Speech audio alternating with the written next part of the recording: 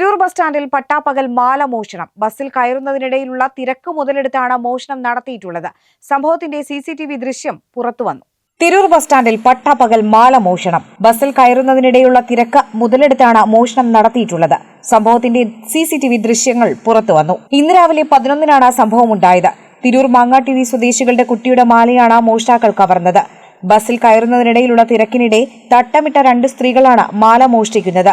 ഇത് സിസിടിവി ദൃശ്യങ്ങളിൽ വ്യക്തമാണ്.